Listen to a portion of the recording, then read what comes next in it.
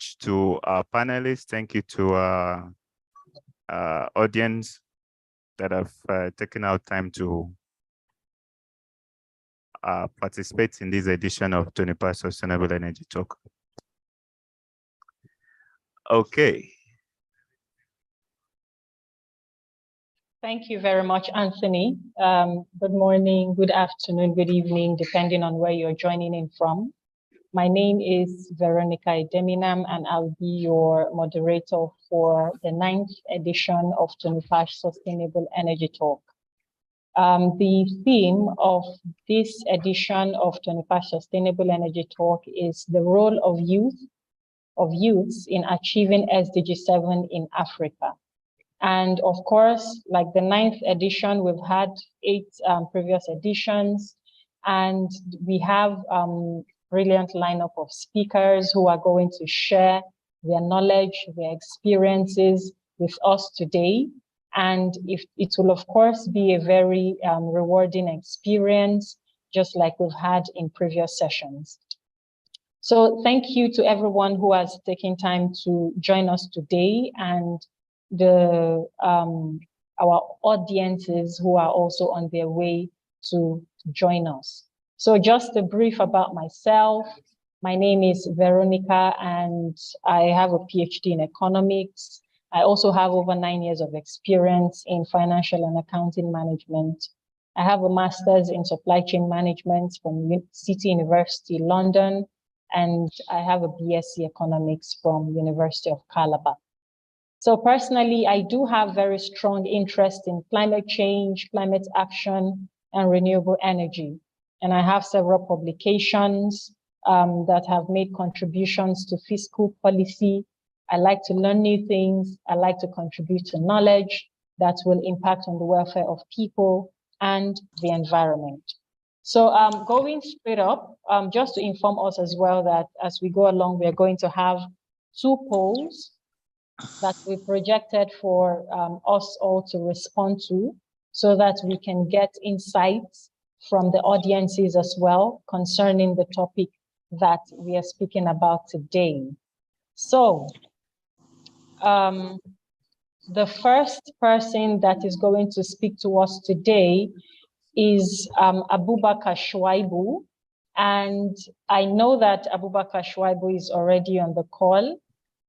In a few minutes, he's going to start speaking to us. Abubakar Shuaibu is an undergraduate of electrical engineering from Abubakar Tafawa Balewa University, Bauchi. He presently works as a founder, and he is the CEO of Green Energy Africa Mission. He is a youth development and climate change advocate whose work in the climate and renewable energy space makes very huge impact. He has deep passion for climate and renewable energy, and this passion has earned him many opportunities that has made him serve in different organizations. He has attended several seminars and workshops that includes Yali Fellowship, Oxford Climate School, Climate Reality Leadership Summit, Student Energy Fellowship, and Student Energy for All Forum in Rwanda. He's a member of several organizations, which includes the Institute of Electrical and Electronics Engineers, Young African Leaders Initiative, Renewable Energy Association of Nigeria, Nigerian Society of Engineers, Energy Institute Nigeria, Yongo, UNFCCC, among others. At the age of 24, he has established himself as a climate change champion, and he's a role model to many persons, including the youths. So I would stop sharing my screen right now, and I am going to welcome Abubakar Shuaibu to the stage so that he will speak to us right away. So Abubakar Shuaibu, over to you. I can see you. So you can unmute yourself.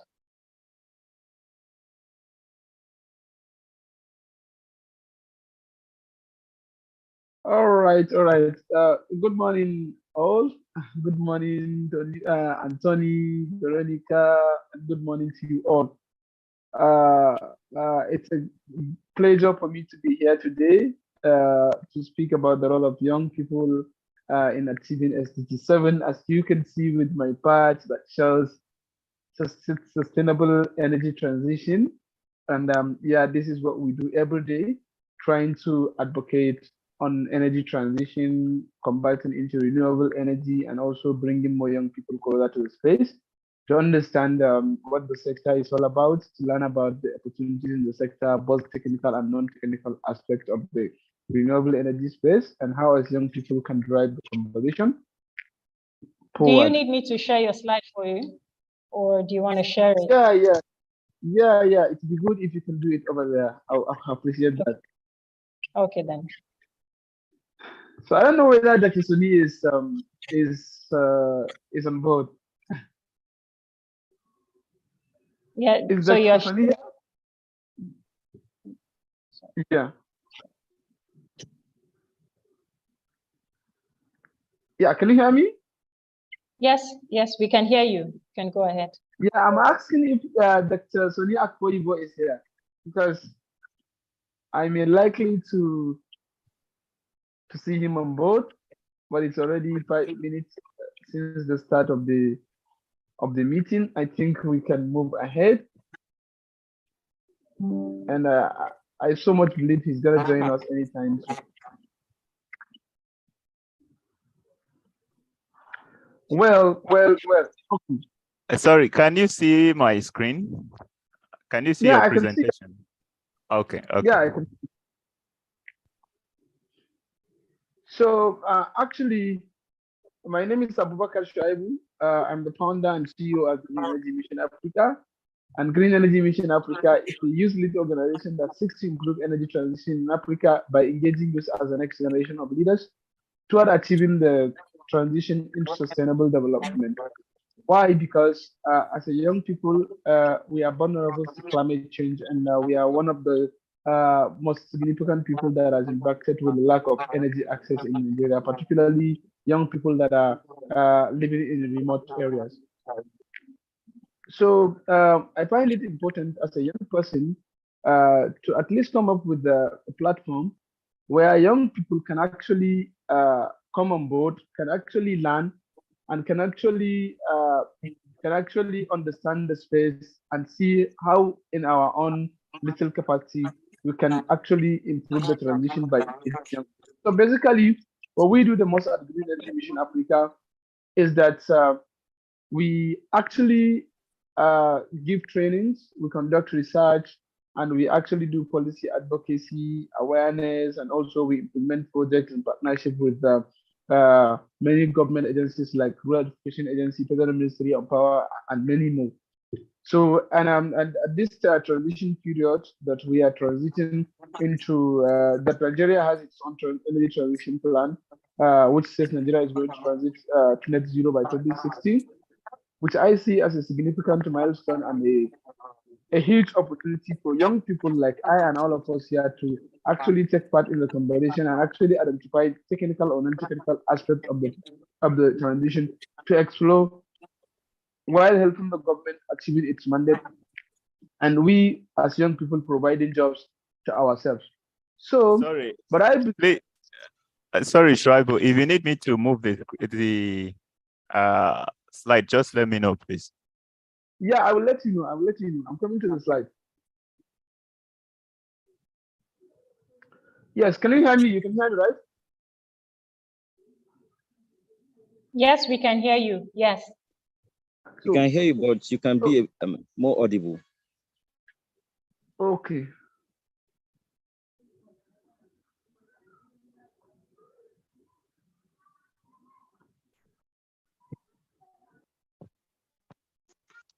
So how about now?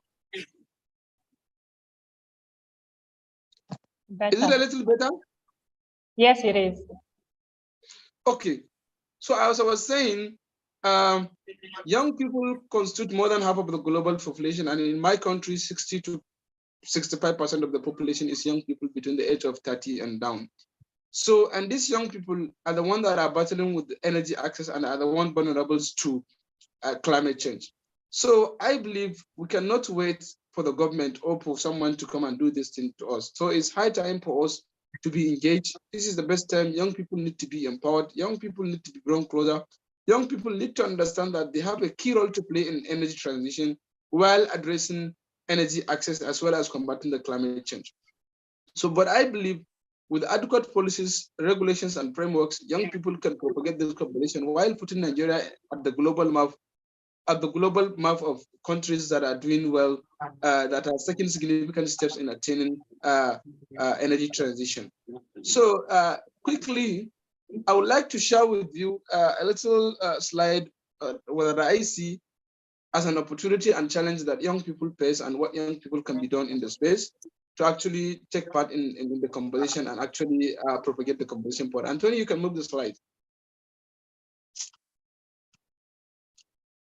So actually, as you can see here, the role of youth and gender in energy, which basically the youths are the major demography in Africa, and they represent huge untapped potentials and are actually in energy transition. So the youth need to be allowed to bring in fresh ideas and determinations, which are prominent characteristics of youth, because we have all it takes as young people.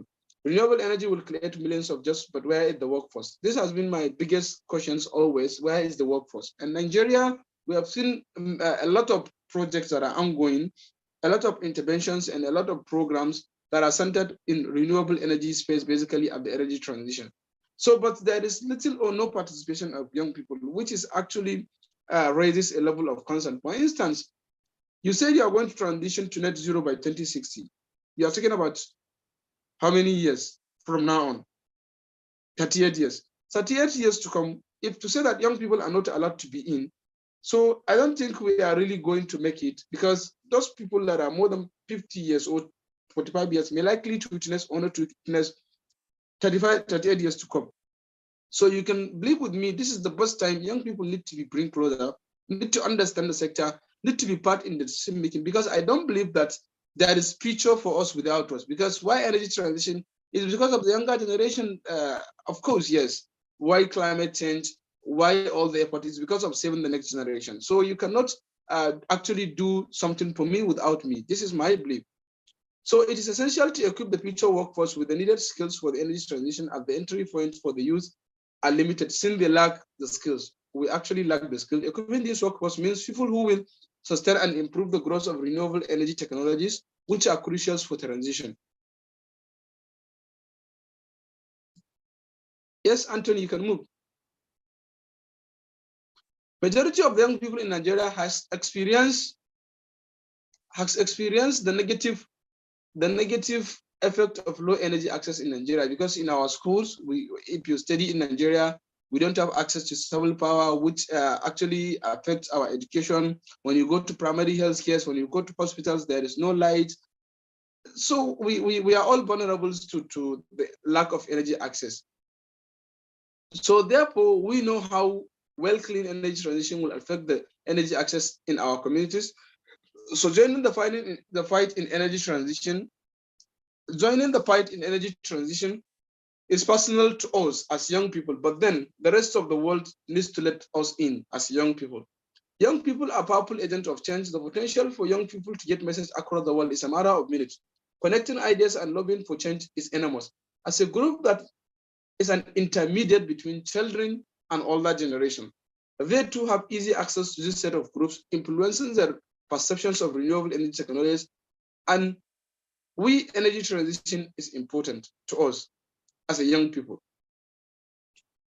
And we can also see how the challenges we faced during COVID-19, reflecting the COVID-19 adversely affect youth in the energy sector, as most are young professionals at the entry level of jobs and were the first to be cut off when businesses were hit. Youth in oil and gas industry were also affected by the decrease in demand for oil and gas, leading to the job loss.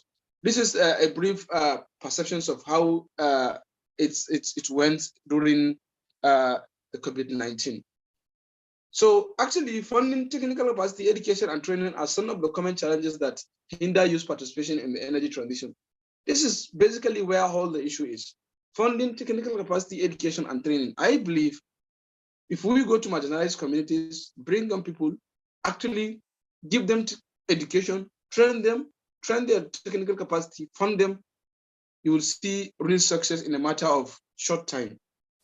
For youth inclusion and energy and transition into energy sector, education and training opportunities are crucial to equip the youth with the necessary skills to work in the energy space. Skilling, reskilling, early introduction, career development, and training are some of the examples of sustainable energy literacy steps key to engaging women and youth in opportunities in the energy sector.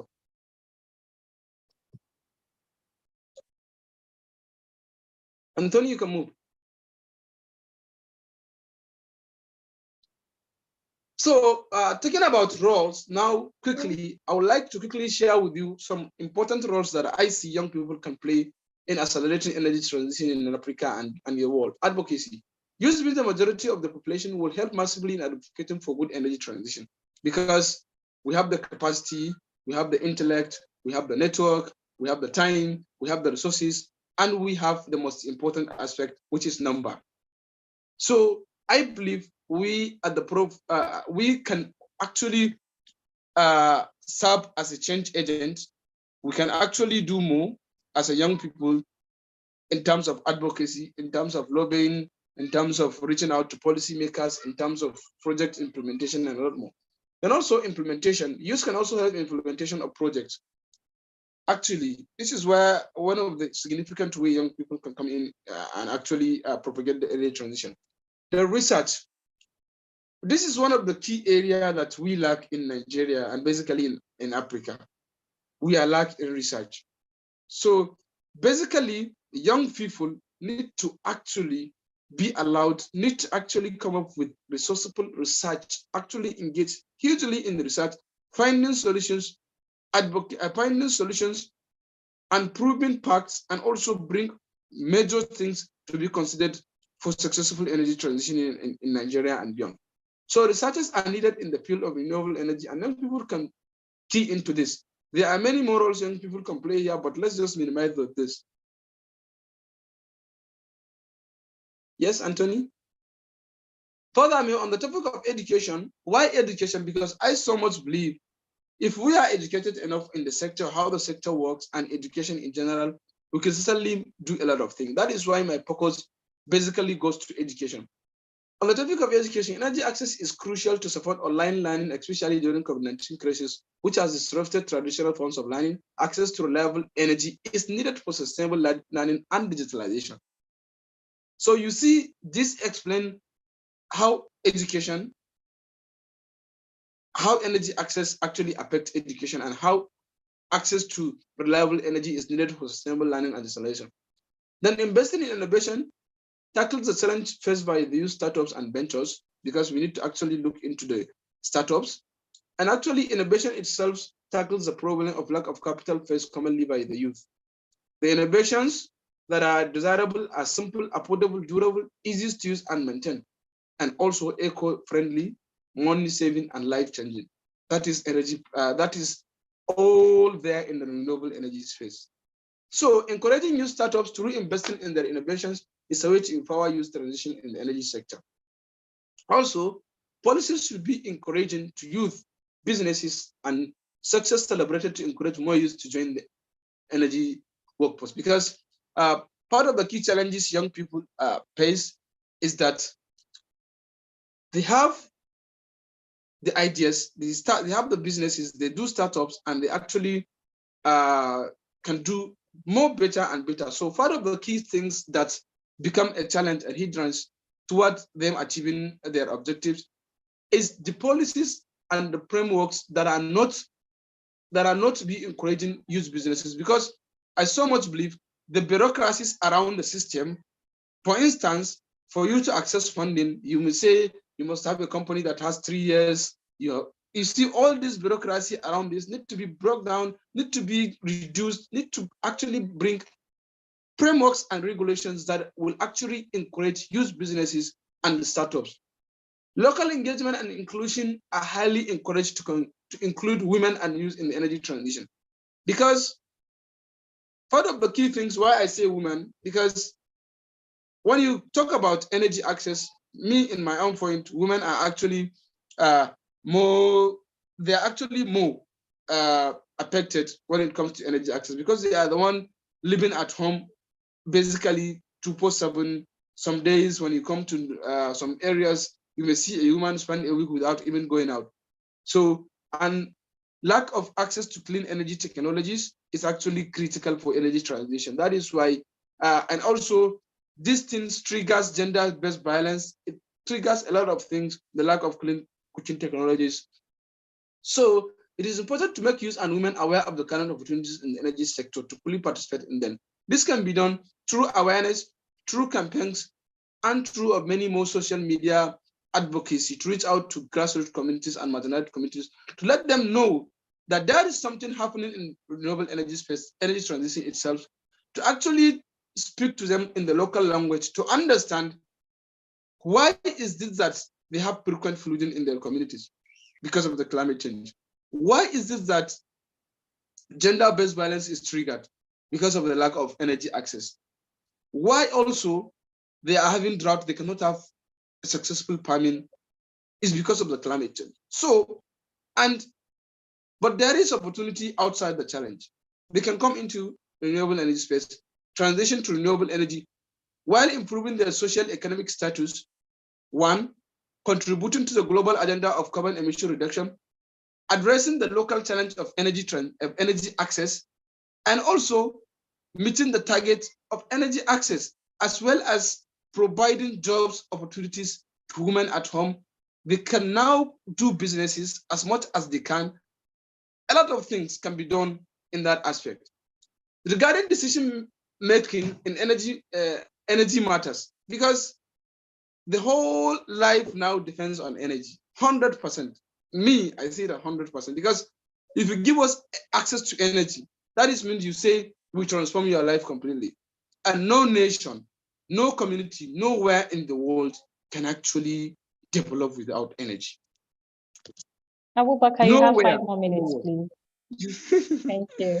So no one can develop without energy. So I see it important to actually take this conversation as very critical. I believe young people are very good in Nigeria. They are talented. They have all it takes. Give them energy, you change the narratives of their lives. So decision making, energy matters, because all my life I've seen in Nigeria, you see a lot of things, a lot of chaos, a lot of agitations and things, but no time that young people are advocating and agitating for the government to give them energy, to encourage policies, frameworks, and regulations that will actually support energy access. So this is very critical, and this is very good conversations that we need to bring more young people to understand the sector. So connecting and networking youth and women to energy experts and competence can also accelerate energy transition, like what we are doing now. All in all, it is necessary to take actions now that lead to sustainable development in energy, such actions as education, training, private-public partnerships, and policy development around sustainable energy development.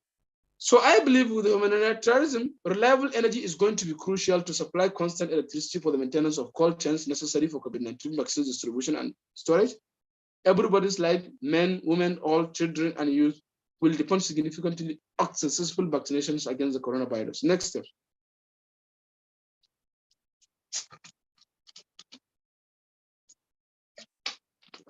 So it is very instrumental, finally, in empowering and enlightening youth and women about the opportunities and possible present and opportunities and possibilities in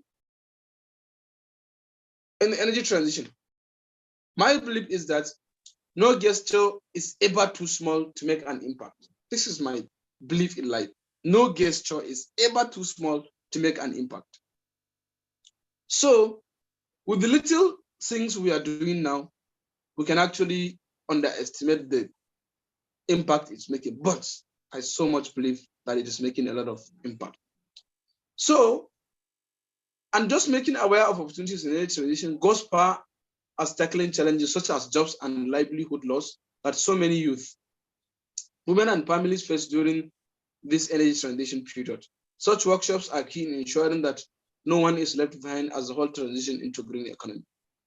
So this is a little point of mine that I just quickly wrap up, but I so much believe that it is going to be a fantastic time, because I know Veronica is well prepared today to polish us all, but to also equip us with the necessary knowledge we actually need. So I look forward to hearing from the rest of the speakers, and I'll be ready to actually engage with any of the participants at any of your timing to actually have a one-on-one conversations with you to explore new sectors, to explore. You can actually reach out anytime. I'm very available for young people like me, and yes, of course. Thank you so much for having me here, and I look forward to learning from the rest of the speakers. Thank you so much, Abubakar, for that wonderful presentation. It was very apt and straight to the point. And I am sure that just like myself, everyone who is on this call has taken some very key points that you have mentioned, like youths can be advocates, they can implement projects, they can engage in research, okay, and also the areas of challenges for the youths. So we are going to go straight to the next person who is going to give a presentation. The next person that we have is Dr. Sonny Akpoyibo. So Dr. Sonny Akpoyibo had contributed greatly to the growth of the renewable energy industry. He's a consultant in renewable energy CDM projects. Hello, Veronica. Hello. Yes. Hey, yeah. Sorry, I think we should move to the next presenter, or we take the polls now. Sorry about that. Okay. Dr. Sonny is going to speak. He's engaged in another activity right now, so he just called in to say that we should move to the next speaker while he rounds up from there and join us. Okay, then. So thank you so much, Anthony, for that update. Like I mentioned earlier, we are going to take 2 sets of surveys. The first one is to know the people who are on the call. So Anthony, you can go ahead to launch the first poll, and it is actually very easy to respond to them. So Anthony, can you just give a guide on how the poll should be responded to, please? Okay, if you check, for those of us that are joining and using our systems, our laptops and desktop computers, if you look at the taskbar under the Zoom taskbar, you see polls. So what you have to do is just click on the polls. You'll see the one that is currently running now. So you just kindly answer the questions that are being asked there. The first question is, what continent are you joining from? Then we have also, what's your gender? Have you attended TSET before? What's your age range? And also, are you currently employed? How did you hear about TSET? Just those few questions. Thank you. Thank you very much, Anthony, for the guide. And just like we can see, we're having some responses coming in already, and we are going to leave another 1 minute for the poll to be completed. So 15 persons already have responded to the poll, and we are about 50, it says 15 out of 28. So please do well to respond to the poll, because we need the data to improve the TONIPASH Sustainable Energy Talk event. Thank you. Okay, so some more responses are coming in, and like we said, 1 minute, which is now 50 seconds.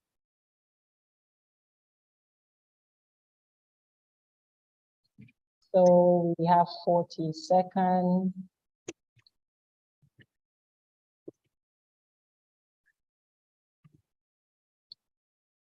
and we have 30 seconds. So please do well to respond to the poll so that we can make data-informed decisions on how to improve our other editions of TSET. Thank you. TSET is TONIPASH Sustainable Energy Talk.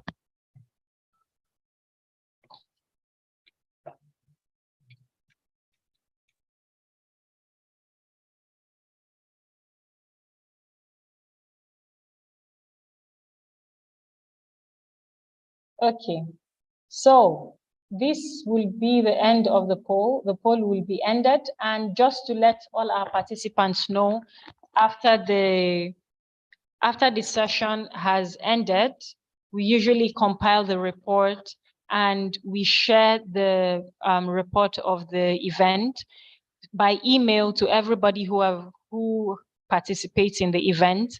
And the analysis of the poll you are answering now is usually part of the report.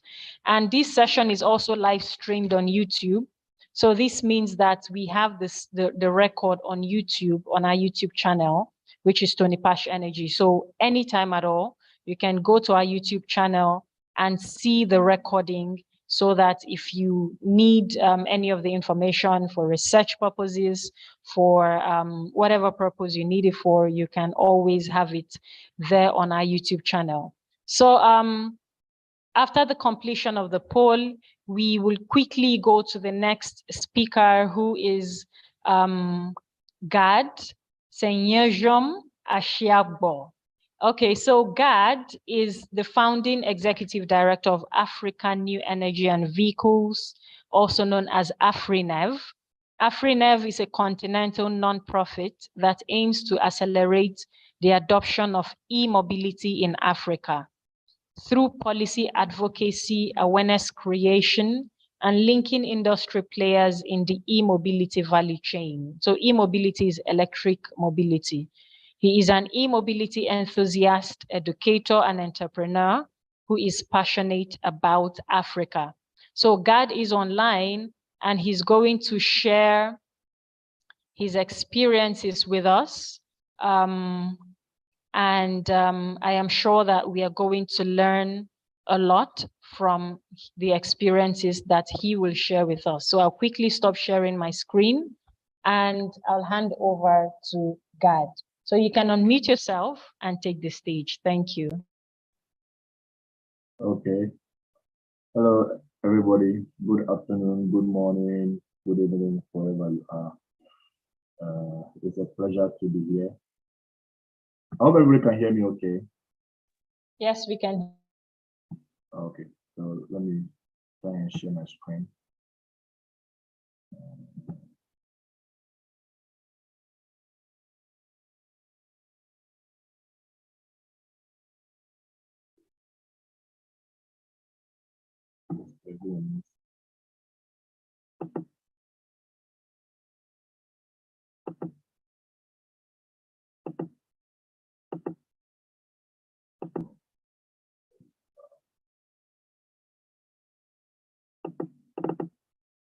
Okay.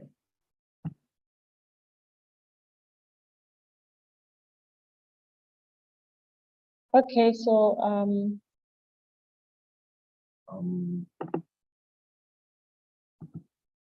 okay. This can you all see? yes, I think it's coming up. Okay.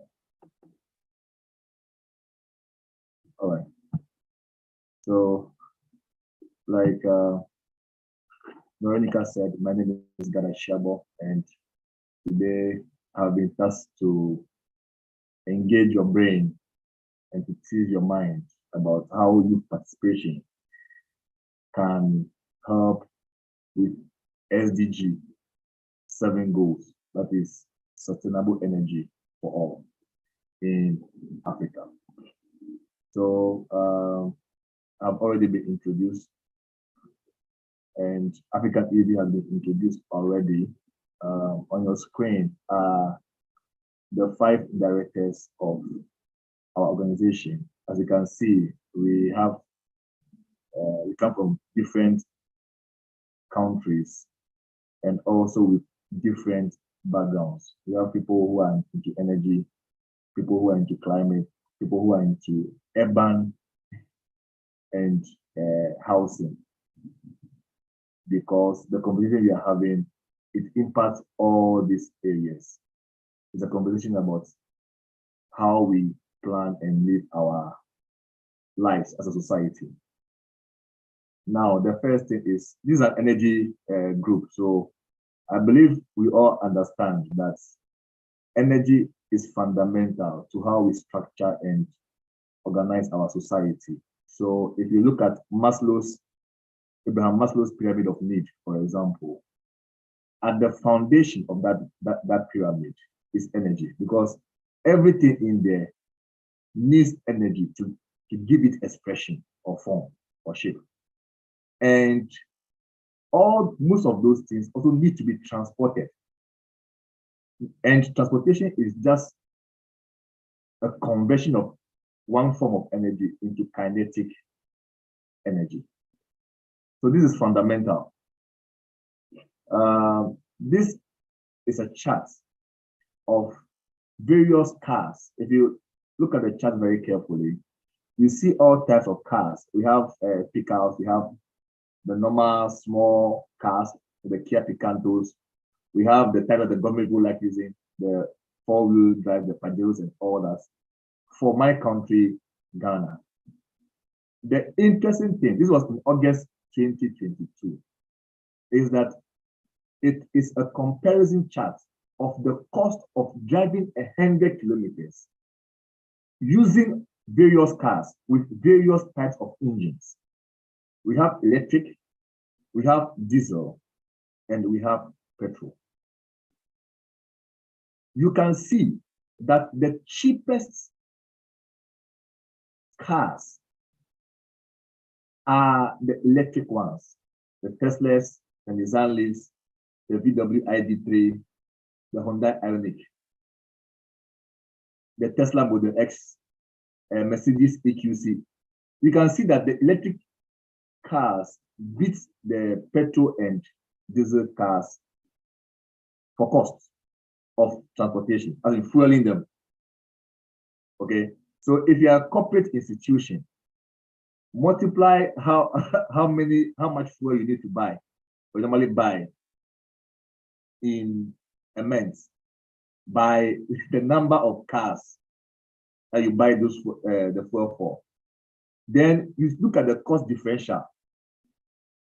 If it were electric compared to if it were petrol, you can see that the savings can equally add up to something significant. And this is very, very important, because at the end of the day, it is money that would determine whether electric cars are going to be a thing on our continent or not. Now, somebody may argue that this is peculiar to Ghana, looking at maybe our fuel, our electricity prices, and then our petrol and diesel prices. The next slide is a comparative chart we just put here 4 countries, but normally we have for 40 African countries spread across all the sub-regions. The same pattern plays out, that electric cars are cheaper to run fuel-wise compared to the petrol and diesel cars prevalent on our continent today. And you see that depending on the country, because some countries subsidize some of or all of their fuels, some don't. So the cost differentials vary, but ultimately, electric is always cheaper than petrol or diesel. The question then becomes, why? The reason is, there are 2 reasons. Number 1, the efficiency of the engine under consideration. And number 2, the cost input of the fuels that go into that engine. On your screen is a picture drawn to scale. In other words, these are, the relative comparison of the 2, the internal combustion engine and the electric motor, is drawn up to scale. These 2 have the same power the electric motor and the internal combustion engine.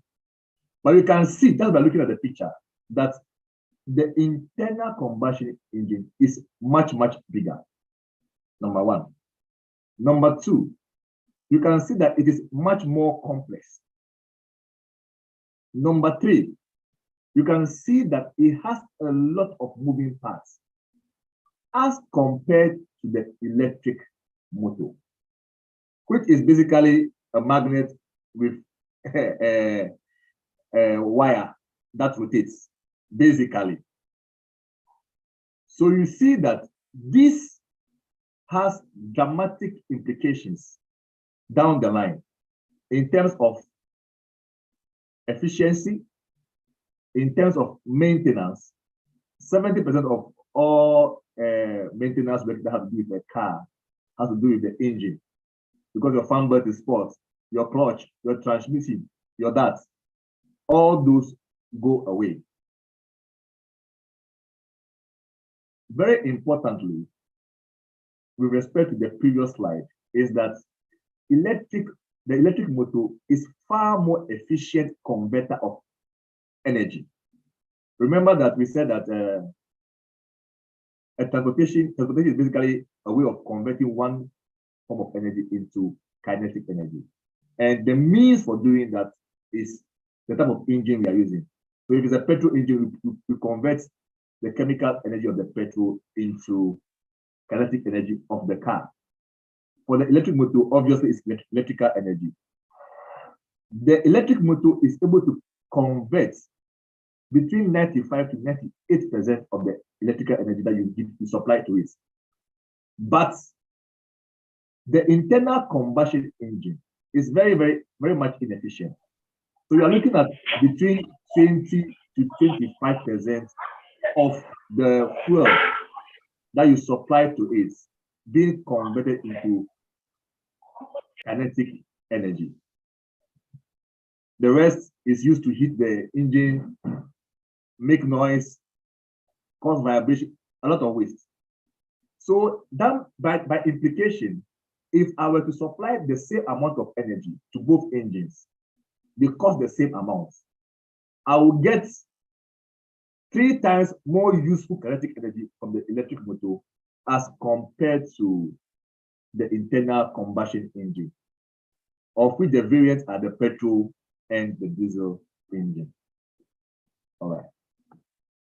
Now, the previous slide, one of the things we all saw is how much bigger the internal combustion engine is compared to the electric motor. And this has engineering implications when engineers are designing cars. You see that the engine is either in the front of the car or at the back of the car. And because of that, you need to have this whole transmission system, all manner of things, which also add further complexity to your car. And you see that the complexity of the motor also translates. So on the right of the slide, you see a picture of an electric car and then an internal combustion engine car. You can see all the things that you have to maintain on the internal combustion engine vehicle and what you have to maintain on the electric vehicle. Basically, your shocks and your tires. No fan belts, no oil filter, no engine oil, all those things go away. An interesting point is that the first cars were all electric. Now, for the electric motor, because it is much, much smaller, now there's engineering freedom for engineers. So we have instances where engineers are able to place these motors in the wheel of the cars. So on your left, you have a Rivian, their skateboard. You see that they have 4 motors or 4 engines in ice balance in each one of their wheels. These have dramatic performance implications. Okay. The Tesla, for example, normally they will put the motor on the axle of the car, which means that immediately you have the bonnet or the boot of your vehicle, where you used to keep your engine, is now a free space that you can use for all manner of storage, or and sometimes to help you to improve the safety of your vehicle. Another important point to note is that when it comes to performance, the electric, because the efficiency and the response time, electrons are faster than liquid petrol. So they are far superior when it comes to performance, acceleration, and whatnot compared to the internal combustion engine. The question then becomes, if EVs, the electric motor is so much more efficient, much more powerful, much more simpler to operate and to even design, why is it that, and they were the first vehicles ever invented, how come the internal combustion engine came to predominate? And that for the last 120 years, that has been the major form of mobility. And now that we are coming back to the electric motor, that is due to energy or energy storage, in the sense that chemical energy in petroleum is incredibly dense. So density as a concept, depending on the school you went to or your teacher, we don't really understand it. Most of us don't understand it on the continent. But density is basically how much of something you can pack into a given either space or mass of a container. So when you take 1 kilogram of petrol, you have about 1,200 watt-hours of energy, or 1.2 kilowatt-hours of energy in that 1 kilogram of petrol. Okay, but if you were to take a battery, which has evolved over time, the first ones were the lead-acid batteries that we still use in our cars today. You see that it evolved from 50, and now we are in the hundreds, the early hundreds. Okay, so the electric battery, the battery that we have, and by battery, I'm talking about secondary batteries that you can charge and discharge, not the one you use only once you have to dispose of, is not as dense or doesn't contain as much energy compared to the the petrochemical energy. And that means that if I am designing a car, one petrol, one electric, I will need to have far more batteries in order to get the same distance or cover the same range as the internal combustion engine car. So those days, you can have a petrol car that can go maybe 300 kilometers, but you have an electric car that can go maybe 20, 30, 40, 50 kilometers. Okay, so it's a trade-off. Why don't you go with the smelling one that vibrates, makes noise, and whatnot, but you can go more distance instead of going with this other one that you have to go for short distance. And then the other side is that for both the petrol and the diesel, you didn't have the energy infrastructure then yet. But for the petrol, the oil and gas industry was ready and willing and able to invest in that infrastructure. So you see that the car companies, as we have them today, they just manufacture the cars. The petroleum industry will take care of the fuel. You don't have to make that capital investment. However, as you can see from the slide, over the years, the energy density of various batteries keeps improving. So today, the state-of-the-art batteries that we have commercially available are the lithium-ion batteries. Lithium-ion because it's the lithium-ion that carries the energy in the battery. there are different types of lithium-ion batteries. You see that this is explaining for a 500 kilometer car. A car that can go 500 kilometers. You see that the extra weight of battery that you will need has kept on reducing over the years. So now, where the difference is negligible. So the major limitation now is the infrastructure to support production of these cars, these batteries, the batteries for these cars, number one. And number two, the cost of these batteries. It may interest you to know that about 60% of the cost of an electric car has to do with the battery. Now, because of the battery issue and the range issue, over time, we have evolved different types of electric vehicles. We have the pure battery electric vehicle, just a motor and a battery, and then a controller. A controller acts like the thing used to control the speed of the motor, basically. So you have the pure battery electric. Then we have the various types of plug-ins, where you have a petrol engine as well as the electric part. You marry the two and try and make the two work so that when the fuel gets finished, you continue on the batteries.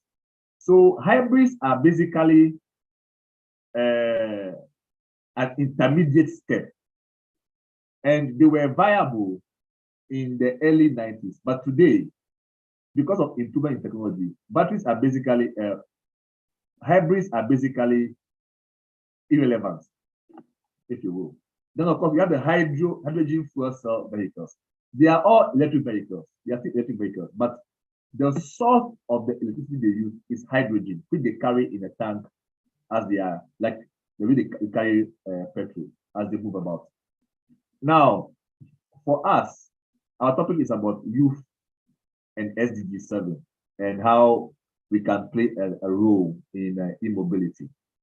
The most germane thing to know is that what e-mobility is bringing today is not a disruption, but rather what you, sorry, not a transition, but rather what you call a disruption.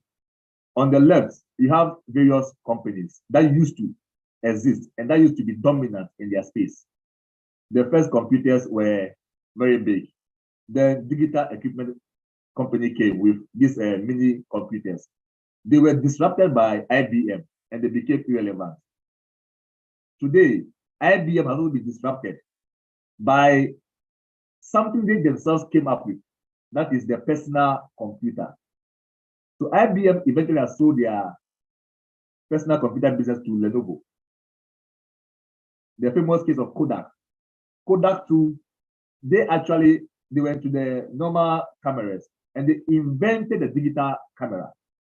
But their invention disrupted them. Today, they are irrelevant. We have the instance of Blockbuster that have been decided by Netflix. In Ghana, we used to have a telephone company called GT. And then, dear to my heart, we have the typewriter. The typewriter was replaced by the computer. Sorry, Mr. Gad. Sorry, you have 5 more minutes. No, it's not up, but you have 5 more minutes to round up. Thank you. Okay, that's fine. Now, imagine when the typewriter was disrupted by the personal computer. The people who manufactured the typewriter, in this case Royal, the people who supplied the paper for these typewriters, the people who supplied the ribbons, the typists, all these people who form an ecosystem around typewriters were disrupted by the adoption of personal computers. The question is why? It's not because they don't have money. It's not because they were dumb people. It's not because they didn't have the resources. It's basically because they didn't understand the disruption pattern. As you can see on the slide, the yellow line is a cumulative case of adoption.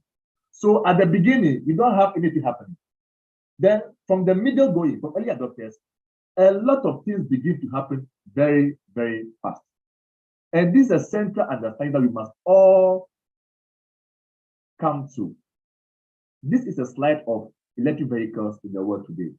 You can see that, let me go back. They are following the same pattern. So in Africa, those who are thinking that, oh, it's going to be 2050 before, it's a fool's errand. Once people realize that, oh, these cars are cheaper to operate, they are better for our roads because we abuse our cars. They are more robust. The only question is, how affordable is it? And do I have access to the electricity or whatever the resources I need to operate it effectively? The answer to that is yes, depending on where you are on the continent. If you can use a mobile phone wherever you are, it means that you can use an electric vehicle. This is a chart explaining, when you look at Africa, because people talk about, oh, we don't have electricity. You see that Northern Africa, 100% access. When it comes to Central, Western, and Eastern Africa, we don't have 100% penetration for electricity, as you are well aware. But even in that instance, the advent of solar is going to play a significant role in EV adoption, where somebody who has an EV has his own solar. He doesn't have to wait for the government to give, like the Nigerian will say, NEPA to take light. You can even go to your friend's house, charge your car from there, come to your house, and use the battery of your car to power your house. Because the car is basically a moving electrical warehouse. It can power your house for maybe 5 or 7 days, depending on the actual size of your batteries. And my time is almost up. But the next question most people will ask is about our automotive space. In Africa, most of the vehicles we use, because of affordability reasons, are the micromobility, that's the bikes and the tricycles, as well as the light commercial vehicles, which we normally use for our urban or public transport systems. Now, if you watch this diagram carefully, from micromobility, as you go clockwise, the difficulty in converting into electric vehicles increases. Okay. Now, that has implications for us on our continent. I think my slide is frozen. Okay. Now, what does this mean? If you look at this table, you see that Africa, like Shaibu said earlier, we are young. We form 70% of the global population. However, we are poor. Our GDP per capita is around $1,070. If you look at China, their GDP per capita is several times our own, or Europe, or America. In other words, we cannot afford cars. So we have a situation where 90% of our fleets for most African countries are used imports. Nigeria will say tokumbo from the Western countries. But with the advent of EVs, what that means is that our mechanics and engineers who can basically build a complete car, except the engine, transmission, and whatnot, can go to Alibaba. After this story, you can even try it and order the motor for an electric vehicle. Bring it, put it in your car, you are good to go. You cannot order a car engine on Alibaba, but you can order an electric motor, you can order a battery. That means that there is a lot of opportunity and there is room for all of us to play significant roles that will benefit us economically as well as improve our societies. There are also negative implications. So if you are a country like Nigeria, where is it 70 or 80% of your foreign exchange is coming from oil? What happens when majority of your customers, the Indians and co, switch to electric vehicles? What happens to that source of revenue? Okay, You guys. must find alternatives. Your time is But up, guys. to end, we all have a role to play, and you don't need the government to give you permission to do that. We have to start with educating ourselves, like in this forum, and then we can see where we fit in. Thank you very much. Thank you very much, Gad, for your very technical presentation. That was very, very detailed. I am sure that a lot of us who had very limited knowledge about EVs, our knowledge has been expanded from your presentation. And one of the key things I got is when you said electric cars are cheaper to run than others. Of course, and you presented the data to back that up. And you also mentioned that innovations in electric vehicles have advanced over the years. And of course, it buttresses what Abubakar Shuaibu said earlier about youths implementing projects, youths taking the lead in carrying out researches, and youths also engaging in training and capacity development so that we would be innovators for the technology that is needed for the transition instead. Thank you so much, Mr. Gad, for that very insightful presentation. And to our audience, please feel free to network with each other because I know we have a lot of professionals online. Feel free to network, and you can also drop comments and questions in the chat box. So we will go to the next presenter that we have. The next person that we have, let me quickly share my screen, is, yes. So the next person we have is Dr. Sonny Akpoyibo, who is a very, a professional that has contributed in a lot of ways to the growth of the renewable energy industry. He has over 25 years of work experience, and his work is aimed at reducing carbon emissions through a sustainable green and clean energy production and consumption. He's also the founder, president, and CEO of a Steven Group of companies that has 8 subsidiaries. He's the current president, the Council for Renewable Energy Nigeria, which is CREN, and he has made a lot of efforts to ensure that electricity gaps is bridged in Nigeria through training and green job creation programs. And he also advocates to boost knowledge of renewable energy and attracting more investors into the sector. He has held very many positions in the renewable energy industry, which includes Vice Chairman, Board of Trustees, Alliance for Renewable Energy Nigeria. He was also one time a co-founder. He is also the co-founder of Women in Renewable Energy Association of Nigeria, among others. He also has a charity organization, Akpoyibo Green Foundation, that has single-handedly donated over 20,000 solar reading lamps and other solar solutions to school children and people from remote communities. For this particular one, when you go to the website for our Steven Group, you're going to see more pictures about the project that was implemented. So this is a very robust CV and so many years of experience, and we're excited to have Dr. Sonny online to share with us experience and his knowledge. Thank you very much, Doctor, for joining us today, and you have the floor now. You can unmute yourself and go ahead. Thank you. Thank you very much, organizers, TONIPASH Sustainable Energy Talk.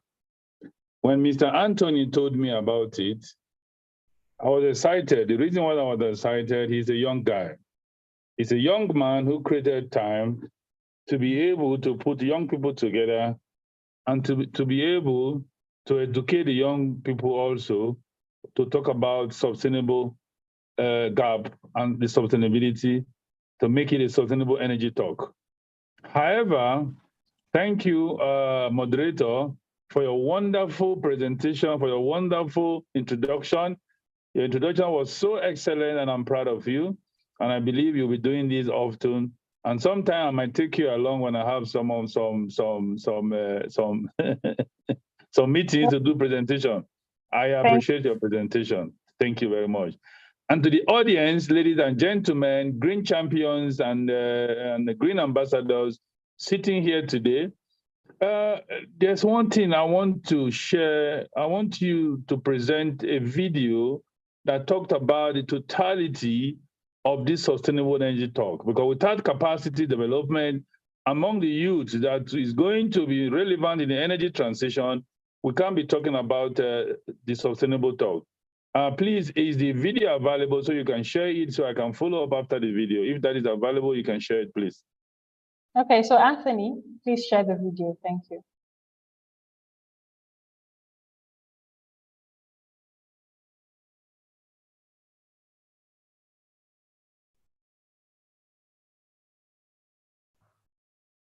Okay, so there's no volume to the video. If you can make that happen. Thank you.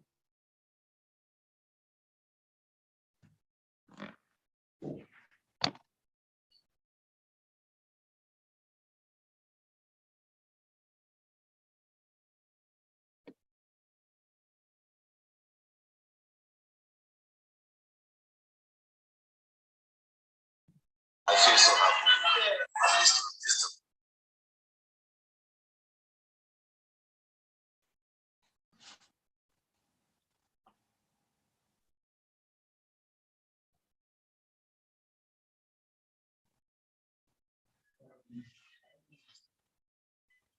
Okay, Anthony, I cannot hear anything from the video. I'm not sure. I don't know if it's me, but is it possible to make it have audio too?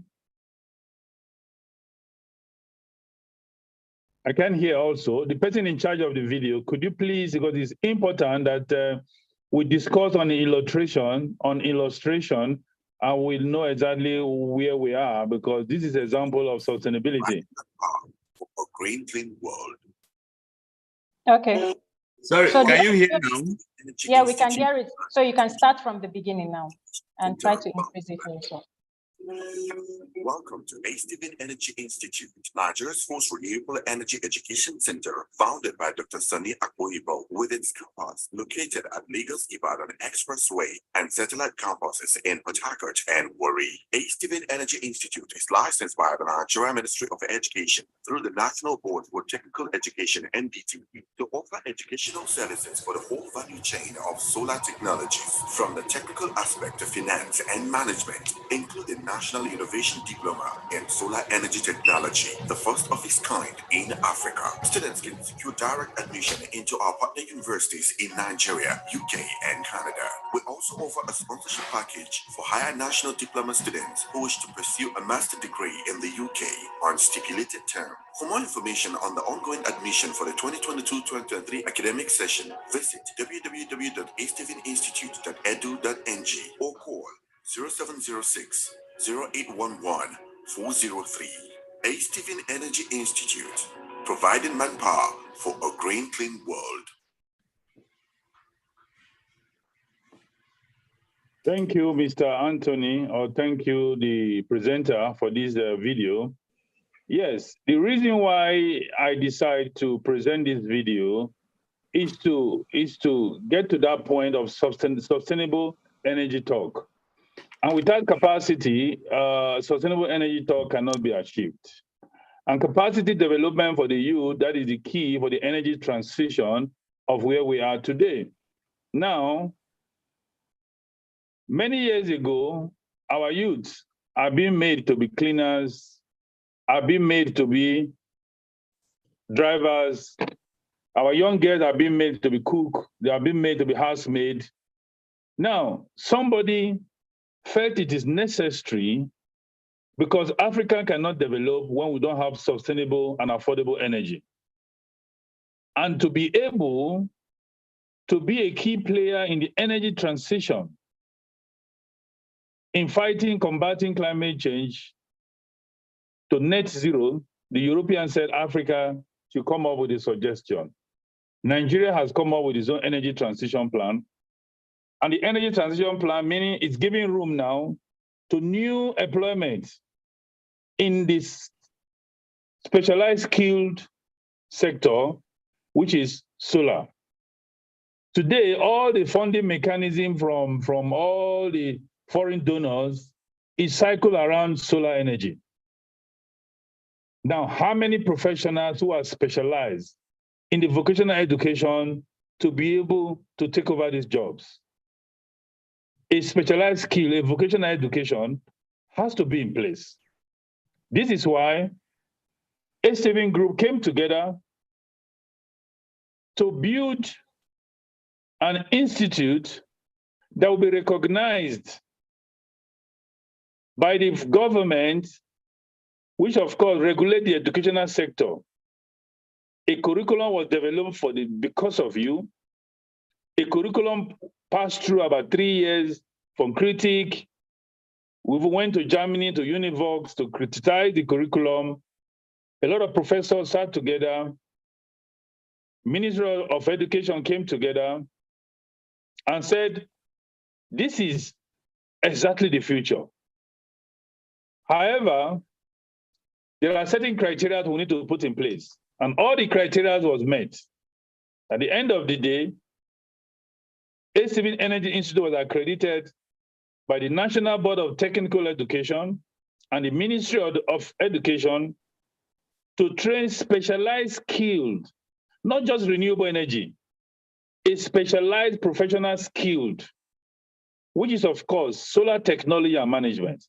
And today, this is the first of its kind in Nigeria. It's a 2-year program, National Innovative Diploma on solar technology and management. That means sustainability is going to be achieved through capacity building. If our youth is not given this opportunity, and we're just talking about energy transition, that means we are really creating jobs for other people to come and occupy. Look at today, we talk about brain drain. Brain drain, people say, Jackpa, all the young people are leaving the country. But that is not how what it's supposed to be. The European country you are running to, somebody developed that place. The people develop it themselves. The America you are running to, the Canada, the young people gave their best, understand what is skilled, and they developed it. What is the difference in Africa today, especially Nigeria? Why people are living, young people are living, there's no light, there's no good water, and there's no road. That means the energy poverty in Nigeria is a big business in Nigeria. But the most important thing, you need to develop your skill to be able to unlock it. Good enough, a lot of funding through this administration has been filtered into the energy sector. We have the Solar Nigeria with about 160 billion naira lying down in CBN. All the youth that are in present today, can you tell me how many of you have accessed this money? You can't access it as a result of lack of capacity to access it. So what am I talking about? Capacity building is skill. What about the NEP program, Nigerian Energy Program, where the World Bank gave the first money was $350 million. It was increased to $550 million. And by September next year, it's going to be about $1.2 billion. How many youths have been qualified by the NEP? How many youths have been qualified by the REF program of REA? What about the recent energy transition funds? You can't play in this sector because you have no specialized skilled. Your business plan, they say, is not bankable. How can it be bankable when you are not specialized in that very industry where you want to play?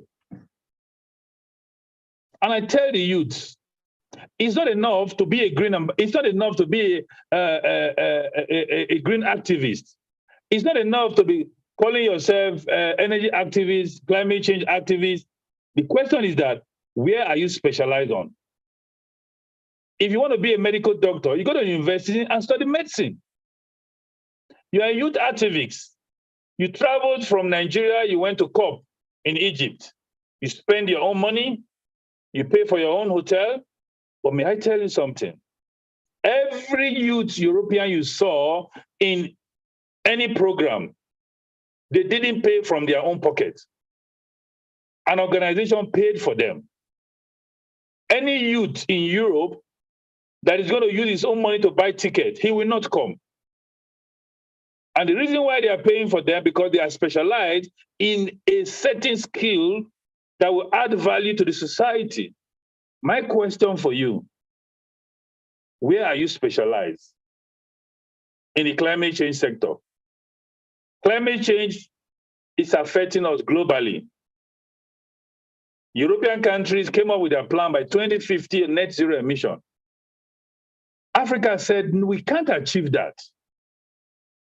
And Nigeria, being the number one to ratify, one of those that ratified earlier, came up with an energy transition plan and said by 2060, Nigeria will have net zero emission. But from that 2060, we need to transit energy mix. Major part of it is solar. And now, a lot of money is fleecing into the solar renewable energy industry in Nigeria. Nigeria Energy Transition Fund is over 400 billion, with every year in the next 38 years, $10 billion. Where are you playing? Are you coming to develop your skill? The Stephen Energy Institute is offering you an admission, if not for JAMB, if not for the strike. Our admission process would have started this year. But by January, February, we're resuming our first intake. We reduce the price so much that the youth can be part of the driver. There is no any industry that promised jobs for the youth than the energy transition plan. You are lucky because there is a plan. You are lucky because there is funds. It's not enough if you did not develop your skill. If you want to be a farmer, what do? You go and learn you go and read agriculture in the university. If you want to be a nurse, what do? You go and read nursing. If you want to be a lawyer, what do? You go to university and read the law. How many youths today is specialized in our renewable energy sector? Rather than carrying books, spending their time preaching of energy, of climate change. Listen, there is a lot of money in climate change. If there's no money, you will not see our foreign developing partners coming to Africa, in spite of mosquito, in spite of kidnapping, host any United Nations program or host any EU program today. You have more white people coming to attend than the black people because there's money inside. Hey, Stephen, I was to build an hotel, but I decided to build a vocational training center where youths can develop skill, where youth can provide solution to a particular problem. That problem that is making industry not to develop in Africa. And what is that problem? It's energy. And the government has made it so simple for you, created funds all over. How many of the youths are accessing these funds?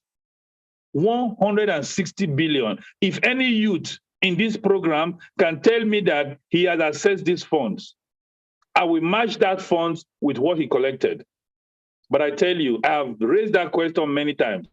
None. But you are sitting every day calling yourself a climate activist, calling yourself green champion. How can you be a green champion when you have little or no technical know-how, a specialized skill in that industry? I decided to volunteer to come and speak today because it is really pathetic that we cannot grow. And none of you, somebody is saying they have not accessed any fund. It's not only you. No youth today, no youth. The ideology is simple. The ideology is simple. If you develop a skill, you know how to collaborate. You must not have everything. If you see Chinese company, CCECC, the people coming to work in Nigeria, they are not the CCECC. They have technical know-how, the skill, and they go to the company. For example, you come to A7, you don't have your documentation, bank will not give you funds, you don't have your tax clearance, you don't have track records, but you have a skill. You can prove your skill because you have been trained. And form collaboration, a JV, and go and bid for these funds. And go and bid for funds. But today, how do you know that there are funds there? The government wants to pronounce appointments to youths in the climate industry. They are not going to call you, though you are a youth activist, they are not going to call you because you don't have skill. So I am calling on all the youths in the climate industry and the green ambassadors. Go and develop a specialized skill in this industry because the future lies in your hands.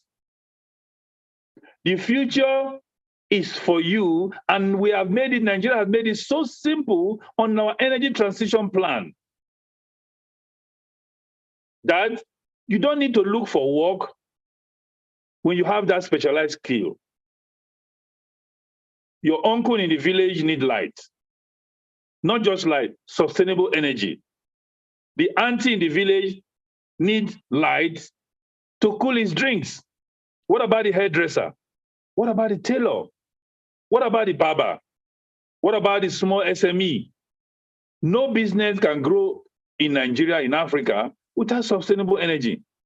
You don't need to look for work if you have this specialized skill. And trust me today, time will come.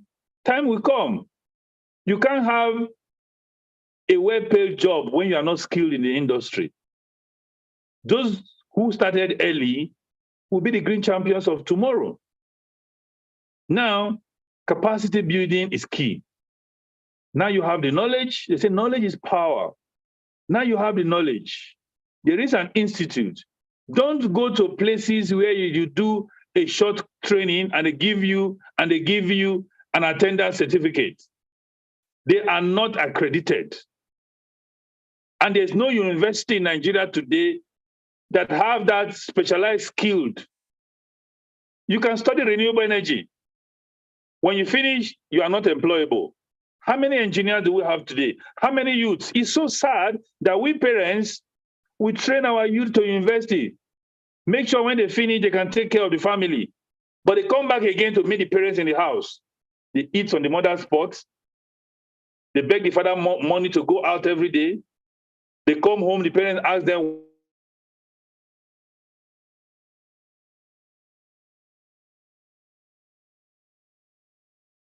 when are you coming and where are you? All the dreams of your parents has been shattered. But today, the Nigerian Energy Transition Plan is one of the best things that will ever happen to the youth. 2060, 38 years from now, the youth, this is your time. The only thing available for you now, let me tell you, you are lucky that you have people like us who are introducing our mentorship program today. In Europe, there are people you look into. When I came into the industry, I have nobody to look into. Because I grew up in Europe, I know mentorship, how important it is. You trust on somebody who has done the same thing. Look, is that person succeeding? And I tell people, our growth today is from renewable energy, basically solar. Before, solar companies are people who have shops. And that is why the youth say there's no money in that business. But when you see people selling generators, like the Meccano, they have big offices, wonderful office. You say, yes, if Meccano can have this big office, there is money in generator. But when you want to look at people who are in the renewable energy industry, you go to them, they have shops. You go to Alaba Market shops, and you have been a graduate of engineering, you want to look into the equality of a corporate business, you get discouraged.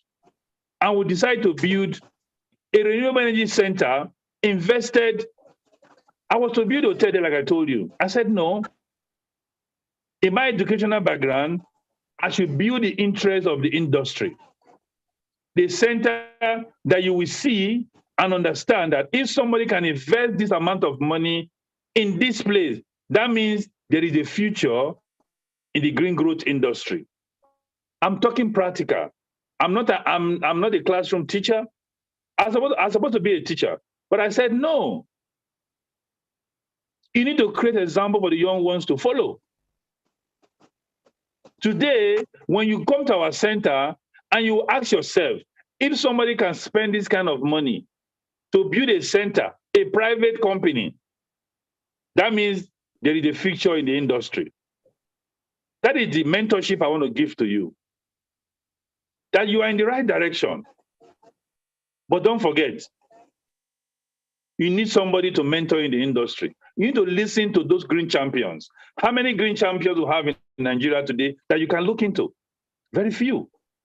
How many of you today that wants to go for internship, to work in an organization after maybe you have done short course, maybe 2 weeks short course from our institute, maybe 2 weeks short course from another place, but I'm telling you, you need somebody to look into in the industry. Somebody must hold your hand. You must follow somebody's footsteps who has done it. But the good news is that it's so simple. HTV Energy Institute has paid the price. All you need to do, come and key in. From there, you understand, how do I unlock the climate finance? How do I collaborate? Because today, you are here today now in this Zoom meeting, Sustainable Energy Talk. Maybe you're supposed to be in your office selling one thing. Maybe you're supposed to be writing proposals somewhere, but you spend your time to come and sit today. Wonderful, excellent. And you have been doing it all the time. But after the meeting, what next? What are the takeaways? What did you gain? What are you achieving? Many youth came to COP 27 in Egypt. They are back from Egypt to Nigeria now. What is the plan? What is the plan? How are they going to recover their money they use in transport and hotel? They don't know. But the money is there. But how do you assess it? Capacity building. How can Nigeria develop capacity in the roadmap to energy transition by 2060? It's capacity building. If you have a specialized skilled, the kind of money they are paying an expatriate, that is the money they're going to pay to you. Do you know in Europe, in Germany, for you to be able to be a cleaner, a specialized cleaner, you have to go to vocational education for 3.5 years, a training to clean a toilet, training to be able to polish the floor, 3.5 years specialized training. And when you finish, you don't need to ask anybody what to do. That is exactly the mission of the HTV Energy Institute. If you have your national diploma in solar technology and management, and you don't want to go for HND, you can go and BTech, go to the university. And when you finish, you are one of the green champions because you know exactly how to design, how to install, how to maintain, and you know the methodology, and you know the study part of it. Today, how many youths study business administration that are employable? How many studied engineering are sitting in the house? How many studied physics are sitting in the house? Nigeria, we are a consuming nation. Nigeria, we are not a manufacturing nation right now, but we need to leave consuming to manufacturing. And the only gateway for us, the youth today, thank Mr. President for the energy transition plan. It has a huge benefit for you. I will stop here and let you know that change your mind, develop a specialized skill in the industry. When you do that, you'll be one of the green champions of tomorrow. And we are here to assist you anytime. My mentorship program is going on weekly, and I hope that you will have a history of making of the green champion. We have set it pace in the industry. I will want you to come and occupy it, but come and occupy it intelligently. Come and occupy it with a skill. Thank you. I'm here to answer your questions if there's any. God bless you. Thank you very much. Have a blessed day. Thank you so much, Doc. Thank you for that very straight to the point presentation, and you gave it to us just very directly without mincing words. Thank you. And I mean, for me, you said a lot of things that centered so much around capacity building, which is actually true. Because before somebody can take over, you need to be prepared and you need to be skilled for it. Thank you so much. And then you mentioned collaboration, because one person cannot have everything. You cannot have all the skills that you need, okay? When you're skilled in one area, another person is skilled in another area, then collaboration will yield very excellent results. Thank you so much for being online. And I have shared the LinkedIn profile link for Dr. Sonny Akpoyibo. Please reach out to him on LinkedIn. He's very active on LinkedIn. I can attest to that. You can reach out to him and you can even drop him inbox messages. He's sure going to respond to you. And of course, he has expressed his willingness to carry the youth along. So please take advantage of this, because you would not find this opportunity in a lot of places and with a lot of people. So thank you so much. And while the presentation is still ongoing, we are also sharing the links to the next edition of TSET, which is going to take place in January 2023. It's about rethinking waste for a sustainable economy.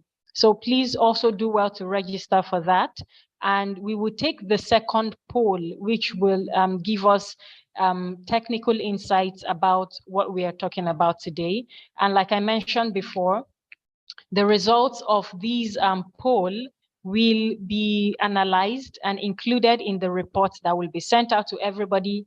And the poll will help us to make data-driven decisions about how to make TSET better. And the report is sent out to a lot of people. It is sent out to policymakers as well. And of course, for the fact that it is data-driven, it will help them to make very informed decisions about what is going on. So Anthony, please, can you guide people on how to respond to the poll? Thank you. Okay, thank you very much. Please, if you look at for those that are joining using their laptops or PCs, if you look at the Zoom taskbar, you'll see poll, just click on it. The poll that we are currently responding to, youth and SDG, will come on, then you can answer. Just search for where you have poll, then you click on it, the poll will come on, then you can respond to it.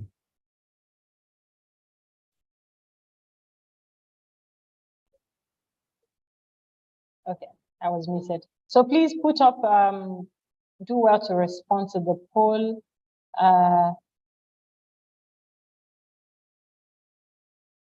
The results are actually anonymous, so we would not even know from the back end who responded to what. But the questions are very specific to SDG 7. And like I mentioned, it's going to aid decision making. Oh, wow, okay. 0.6 on the poll is not fillable. All right then. Thank you so much for the feedback. You said it is now. Thank you.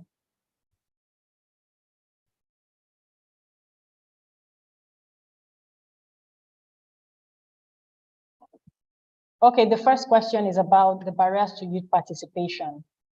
All these beautiful things that have been said, of course, there are barriers to why we do not have a lot of youths currently in participating in achieving SDG 7.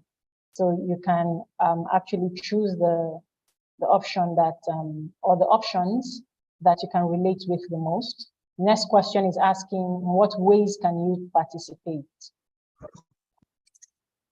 What support can private entities and government provide to youth? Okay, so from the perspective of you being a young person, what kind of support do you think should be given to you that would help you increase your participation in achieving SDG 7?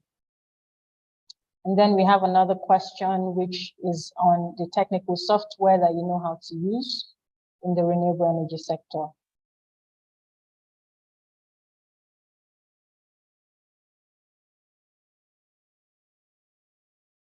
And there is another question about specific to EV, electric vehicles.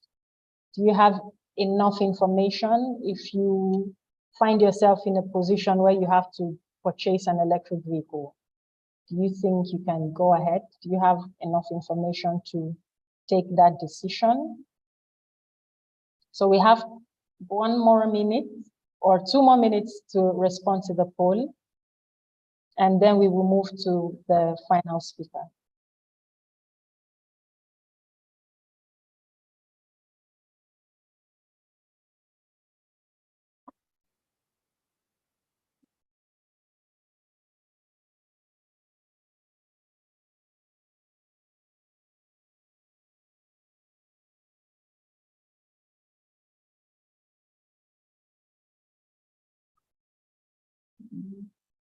You can please drop your questions and your comments and your contributions in the chat box.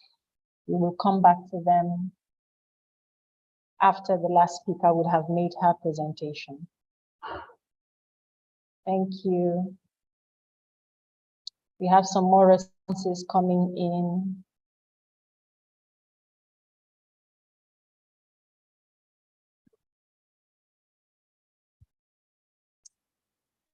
We have some interesting responses.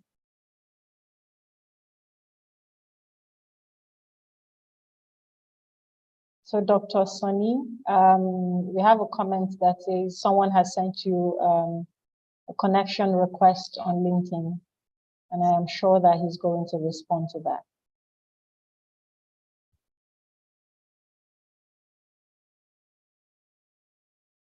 So we have 1 more minute to respond to the polls before we go to the last speaker, which I believe she's already online and waiting.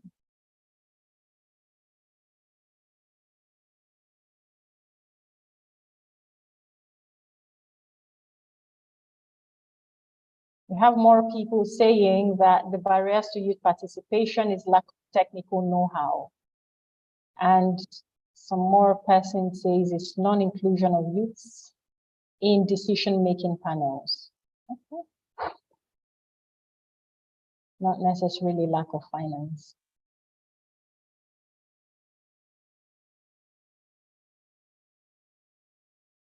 I think the presentation of Dr. Sonia Akboyi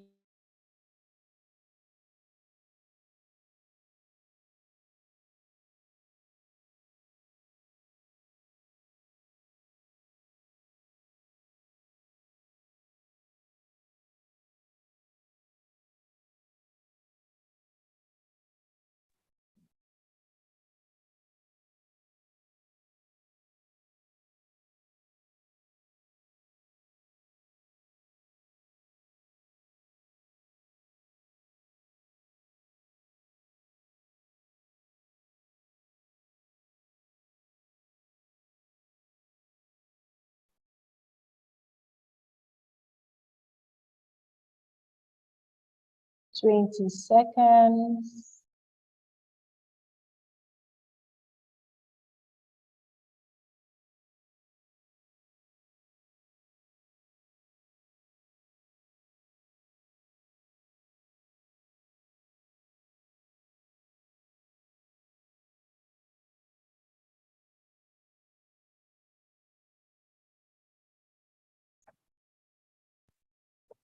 We have 10 seconds.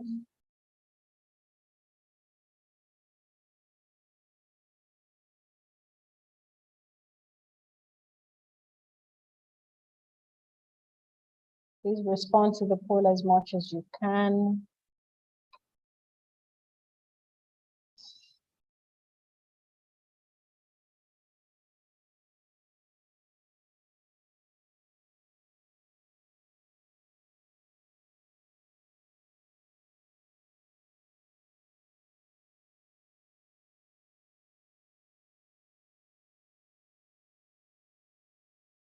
We still have some more responses coming up.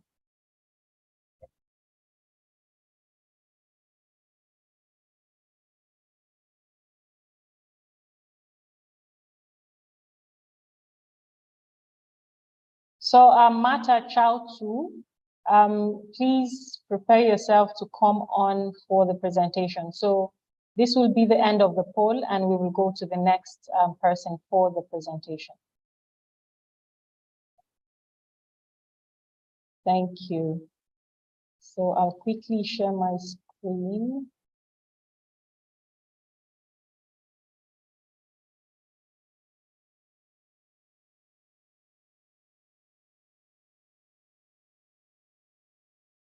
So the next person we're going to listen to is Mata Chow Tu. She is the regional lead West Kenya at WGTN Energy Solutions. She's a core driver of community development, gender mainstreaming, climate action, and energy literacy. She's a creative design thinker and humanitarian engineer focused on advancing technology for humanity while building sustainable relationship at all levels. She's very passionate about renewable energy. So Mata Chow Tu, I believe that you're online. The stage is yours. Thank you.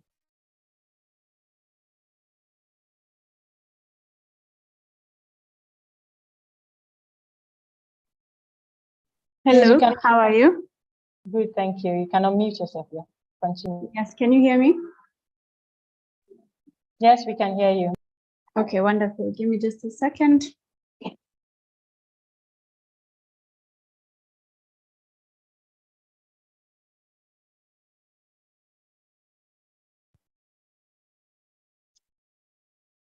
Okay, apologies for that. My internet kicked me out at a very critical moment, but I'm glad I've managed to get back online. So allow me a few seconds just to finish setting up here.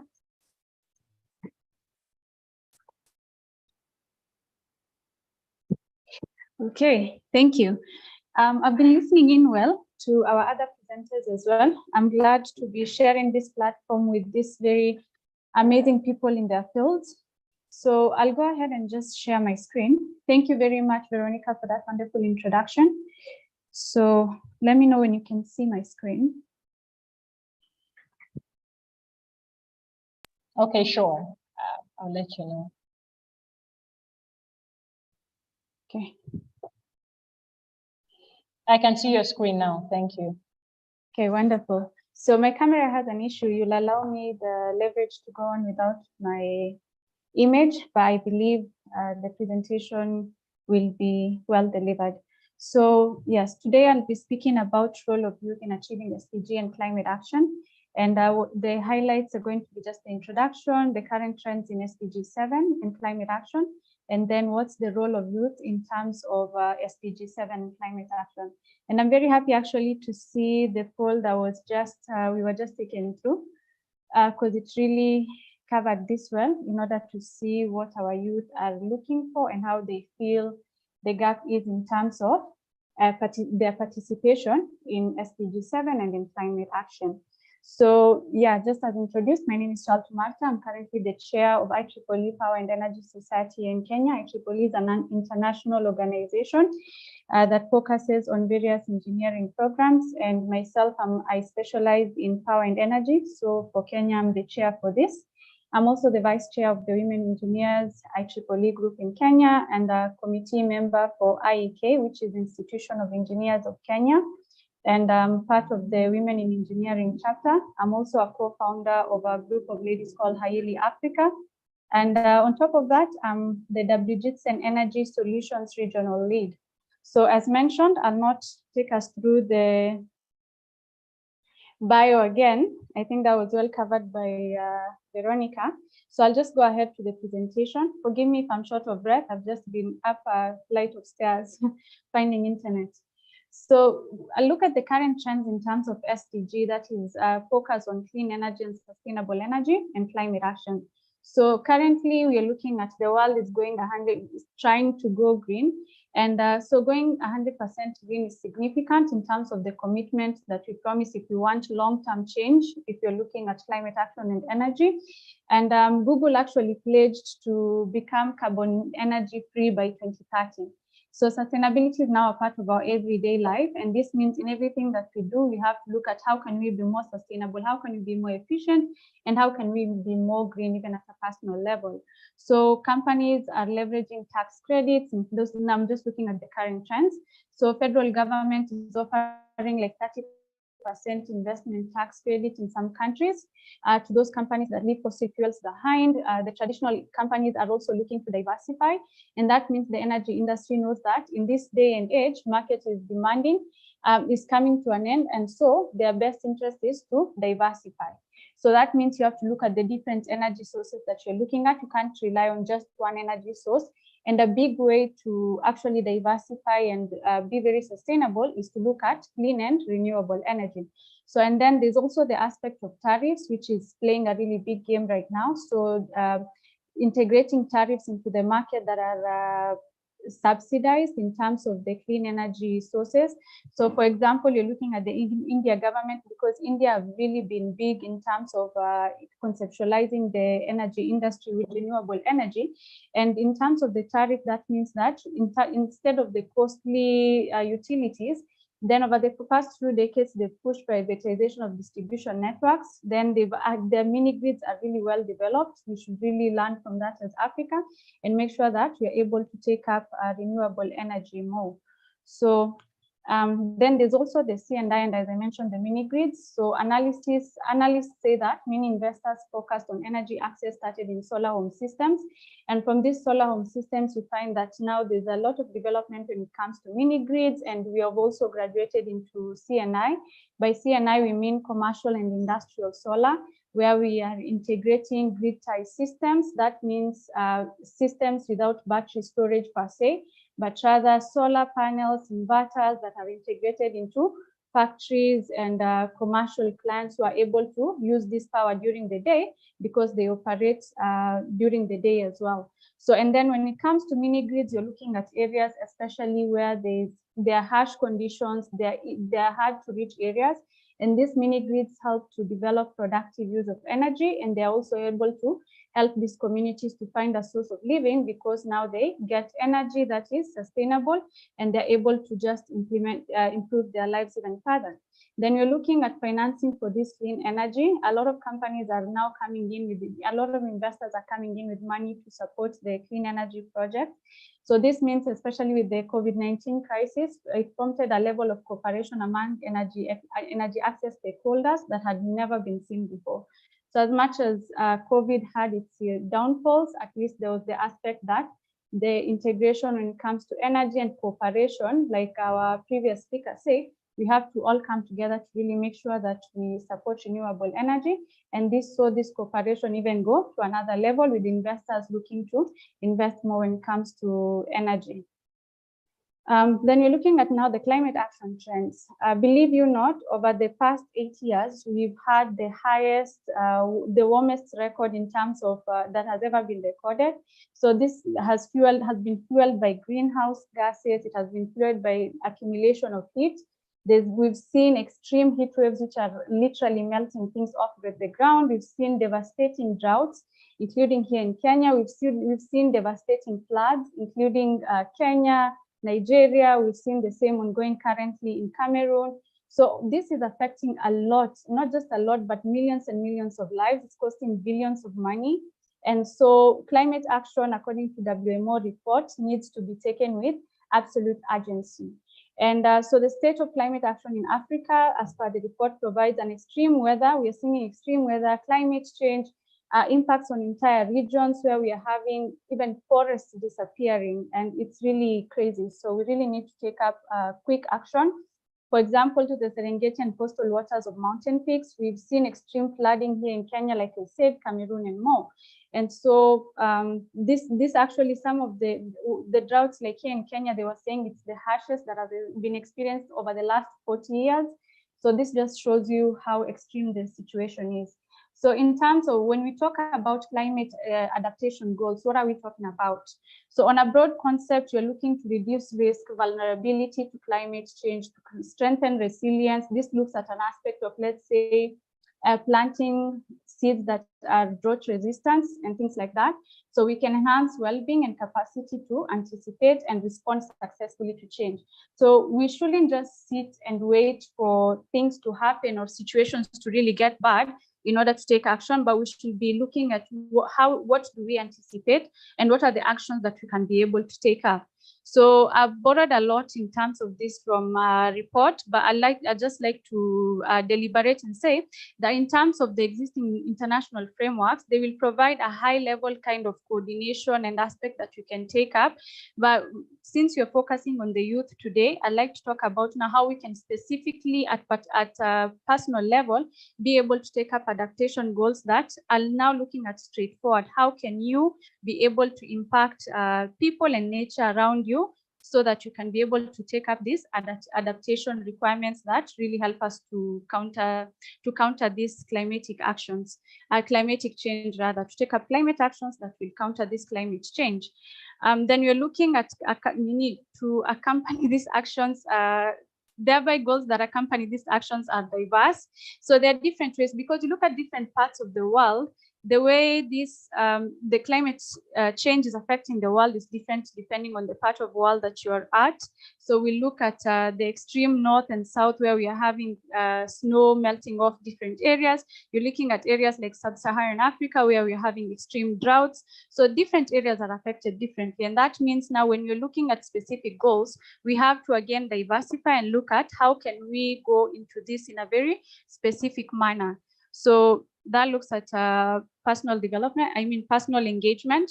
Then in terms of the youth participation in SDG and climate action, that means for communities to sustainably adapt to climate impacts, we have to look, and something that is not talked about strongly enough, I believe, is in terms of water security and energy security. So for youth, we have to take participation. We have to cooperate from something called bottom up. I know in Kenya, our president has actually really driven the bottom up engagement. And this means that it starts from the bottom. It starts from you. You don't wait for the people at the top to make the change, but you start the change from the bottom. And that means if we all take responsibility and engagement, then that just trickles up all the way up, and we'll be able hopefully to feel this change and to make the impact that is really needed to counter this climate action that is really taking us fast, and there's a very small window for us to counter it. So in addition to enhancing the legitimacy and decision-making process, I saw one of the questions was what are the barriers that are keeping the youth from participating? And lack of knowledge and non-inclusion in decision-making was one of the highest selected aspects. So we want, as youths, please take up as much as we know some government agencies might not really include you, but be bold enough to take up these opportunities. Go out there and say, hey, I have this idea. Put it out there to the world. Look at how you can be able to really integrate even in the smallest levels. You know, a lot of us want to start with the big decision spaces. You want to start at national government level, but you can start at your local community. It's a legitimacy and decision-making process that you can easily be able to be involved in. And with this, maybe it's something that will work at your community level. And that means you can be able to take this up now even to higher levels. Maybe someone will see and say, hey, we need to take this now to the government level. It's really working within the local community. And that just gives you the leverage now to scale up, rather than sitting back and saying, no one has really reached out to me, so I'll just sit here and wait for things to change. Rather, just take that opportunity to start from, like I said, bottom up, start from your level where you can. So if you're looking at water and energy security, there's disproportionality, which affects especially marginalized social groups, and a lot of African communities will fall within this particular area. So that means we really need to improve our water and energy security. Then we are looking at combining and integrating local, indigenous, and traditional ecological knowledge with the Western understanding. So we have ways we were doing things here in Africa, and there's some we can learn even from the West. What are they doing? Not everything really works, and not everything is bad. So we can look at what can we borrow and implement here locally also, so that we can be able to really make the impact that we need. And Veronica, if my time is almost there, you can let me know. Then we look at, okay, good. So we're also looking at climate crisis for rapid transformational societies. So as youth, we are very energetic. We have the capacity. If you're looking at advocacy, some of the things we can really do is create advocacy. We can be able to conserve our nature, plant trees, start from your home, start from your community, help them know what they can do, and you also be able to engage in this. Start by planting trees, start by creating campaigns, get education. A lot of us, yes, we say climate action, but not many people even know what climate change is. Someone will just say, hey, we are just having really, someone mentioned bipolar weather, and they don't really understand what is really causing this. So if you're able to understand, create a good knowledge space that we can be able to understand what is causing these climate changes and how can we be able to counter it, learn what we can do at our level, and also be able to create this awareness across the board and create that advocacy. I believe with the energy that we have, we should be able to really make an impact across our community as well. And then there's also education programs. So you can create campaigns where, like what we are having here, a webinar, you bring people on board, create this awareness, help them to know what is going on, how can they learn, and what can they be able to do. And I believe it goes a really long way. And just to mention some of the platforms you can look at, I know the UN Secretary General created a youth advisory group on 27th of July 2020. And these are some of the platforms you can easily volunteer in and be able to learn what you can do and how you can bring that, as I said, back home to be able to create the knowledge and impact that we need. So that's it from me. If you want to connect any questions, you have comments, you can find me as Martha Chalto on the different pages. And thank you very much, Veronica and Anthony, for providing this platform for us to share. Thank you. Thank you so much, Martha, for that very insightful presentation. Thank you for buttressing the point of other speakers. And for you, what stood out for me was you said, take action at your local level. Do not always wait for the bigger platforms. You can always start from where you are. And of course, get education, because you need a good understanding of what you want to do so that you can know how to do it. So we will go ahead and take comments from the chat box. Yusuf Sani said, I would believe that resuscitating TVET in Nigerian institutions would be one of the areas we should consider. Of course, this is why we have stakeholders like Dr. Sonny Akboyibo coming up with the institute where people can go and have hands-on training on renewable energy installation, maintenance, and all other areas that are associated with it. We have another comment from, let me see. We have another comment from Ibrahim Hamza. He said, I did my internship for a year in Sokoto Energy Research Center. It's an excellent center for solar and PV, but the bitter truth is that even at the research center, there is no funding for research. And we have, so someone said we should send the last video. The report will be sent as well as the video, and you can go to our YouTube channel to see this presentation that is being made and everything in the presentation. Our YouTube channel is TONIPASH Energy. Another comment from Ibrahim Hamza again. He said, Doctor, I believe one of the problems in tackling energy poverty in Nigeria is lack of collaboration between the industry, government, and academia. How is your organization tackling this? Dr. Sonny Akoyibo, I do not know if you're still online, but if you are online, please respond to this question. But it doesn't seem like he's online anymore. So this specific question will be sent to Dr. Sonny, and we are hopeful that he's going to provide an answer to this. One Mr. Friday, Chidozie, is asking, how would government regulate the price of renewable assets in Nigeria, as the cost of setting up clean energy is high, it's capital intensive, and both to the poor and to the average people? So to take up that question, our presenters, Abubakar Shuaibu and Dr. Sonny, are both offline at the moment. I don't know if any member of the audience would like to take up that question, to answer the question. Thank you. We'll give you 1 or 2 minutes for the response.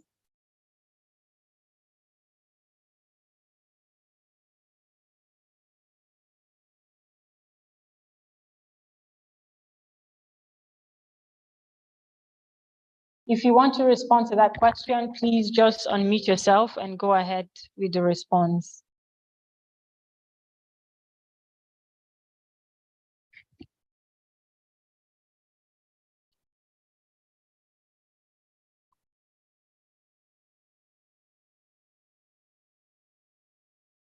Okay, so we will move to the next, we are going to round up in a few minutes. And for us at TONIPASH Energy, in addition to organizing the TONIPASH Sustainable Energy Talk, we also provide other services such as energy audits, energy system design and development. We provide clean cooking solutions, but for this one, we'll focus on clean cooking research. We also carry out energy planning and decentralized and renewable energy development. So we can be contacted for any of these services. We can be contacted by email, info@tonipash.com or tonipashenergy@gmail.com. We can be contacted by phone with the number that is projected. And we also have a website which you can visit, www.tonipash.com. And also, just to let everyone know, because we see that some of the participants today, this is the first time to attend the TSET. So TONIPASH Sustainable Energy Talk, which is abbreviated as TSET, is a monthly series that is undertaken where we bring together professionals in that particular field to share their knowledge and experience with every one of us. And it has always been a very rewarding one because we always bring people that are very passionate about the things that they do and they have a lot of experience. So for the next edition, which is the 10th edition, we are going to be talking about rethinking waste for a sustainable economy. And of course, for some of us, we know that even from proper waste management, people can make money from there. But we are inviting everyone who is on this call right now to please register to be part of our next edition, which is going to be very brainstorming. It is going to be very intelligent. We would have a lot of insights from the panel speakers that will present to us rethinking waste for a sustainable economy. When you register through the link, of course, that is being shared on the chat box, you're going to have the Zoom link sent to your email directly, and this is the Zoom link you will use to attend. It will hold on the 19th of January, 2023 by 12 noon West African time. Thank you so much. So I'm going to hand over to Anthony. I think my work here is done. Anthony, if you're online. Okay, thank you so much, Veronica. Thank you to Dr. Sonny Boyibo and also Mr. Chad, Mata Chaltu, and also Abubakar Shuaibu. Yes, Sorry, Anthony. We have one very important, very brilliant contribution from Ibrahim Hamza. He says, thanks for the presentation. From my own perspective, there is need for more collaboration between youths in different advocacy timelines, like those in renewable energy advocacy timeline and nuclear. So please, let's try and see how we can collaborate as well as advocate for climate action. Thank you so much, Ibrahim Hamza. Anthony. Okay, yeah, thank you for that insightful contribution there.